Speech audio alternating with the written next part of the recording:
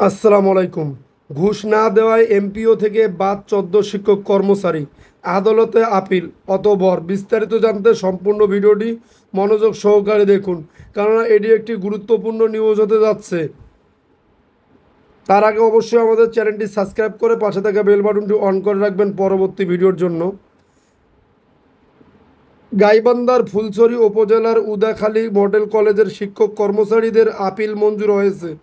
২০২২ সালের ৬ জুলাই এমপিও ভুক্তির আওতায় আসে। ঘুষের দাবি মেটাতে না পারায় ফ্যাসিস্ট আওয়ামী লীগের প্রভাব খাটিয়ে দুর্নীতিতে অভিযুক্ত অধ্যক্ষ এনামুল হক নিয়োগপ্রাপ্ত ১৪ শিক্ষক কর্মচারীকে এমপিও ভুক্তির সুবিধা থেকে বঞ্চিত করেন। পরে এমপিও বঞ্চিত শিক্ষক কর্মচারীরা উচ্চ আদালতে লিভ টু আপিলের জন্য সিভিল পিটিশন দাখিল করেন। ১৬ সেপ্টেম্বর চেম্বার জজ আদালতের বিচারপতি Mohammad Rezaul Haque leave to appeal মঞ্জুর করেন। জানা গেছে, ফুলছড়ি উপজেলার কালীর বাজারে ১৯৯৯ সালে কলেজটি প্রতিষ্ঠা করা হয়।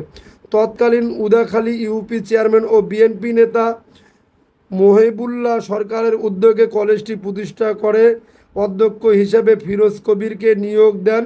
১৯ শিক্ষক কর্মচারী নিয়ে কলেজটির যাত্রা শুরু হলেও চরাঞ্চলের শিক্ষার্থীরা আসেন ওই কলেজে। দীর্ঘদিন শিক্ষকরা বিনা বেতনে কলেজটিতে পাঠদান করে আসছেন।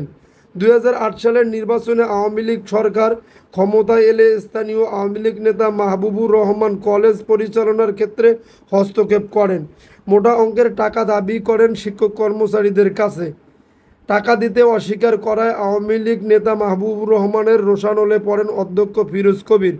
২০১২ সালে প্রয়াত ডেপুটি স্পিকার ফজলে রাব্বি মিয়ার প্রভাব খাটিয়ে এনামুল হককে অবৈধ পন্থায় কলেজের অধ্যক্ষ হিসেবে দায়িত্ব দেন। দায়িত্ব পেয়ে এনামুল হক মোটা অর্থের বিনিময়ে আগের নিয়োগকৃতদের বাদ দিয়ে নতুন করে ১৭ শিক্ষক কর্মচারীকে নিয়োগ দেন। এ সময় তিনি ১৪ শিক্ষক কর্মচারীকে বিএনপি জামাতের কর্মী হিসেবে কোণঠাসা করে রাখেন। ২০২২ সালে এমপিও ভুক্তির আওতায় আসে কলেজটি। এ সময় এমপিও যাচাই বাছাই কমিটির কাছে ৪১ শিক্ষক কর্মচারীর প্রয়োজনীয় কাগজপত্র উপস্থাপন করার কথা থাকলেও ১ কোটি টাকা ঘুষ না দেওয়ায় ১৪ শিক্ষক কর্মচারীর নাম কাগজপত্র থেকে বাদ দেন অধ্যক্ষ এনামুল। পরে উচ্চ আদালতে আপিল করা হয়। ১৬ সেপ্টেম্বর চেম্বার জজ বিচারপতি মোহাম্মদ রেজাউল হক আপিলটি মঞ্জুর করে আগামী ৭ ডিসেম্বর পূর্ণাঙ্গ কোর্টে আপিল শুনানির দিন ধার্য করেন। আপিল মঞ্জুর করায় ৮ শিক্ষক ও ৬ কর্মচারী আশার আলো দেখছেন।